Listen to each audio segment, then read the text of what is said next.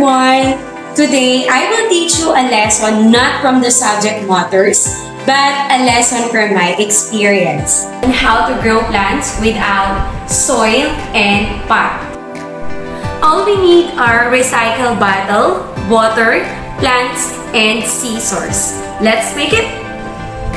Clean your recycled bottle, then put clean water,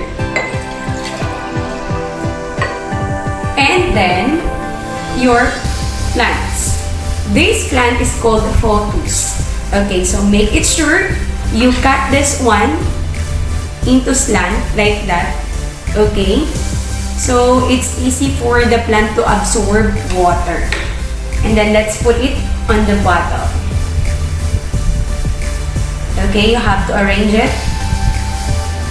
And then that's it. Okay, you have already your indoor plant. And now, I will show you the plants. What will happen after 2 to 3 weeks or 1.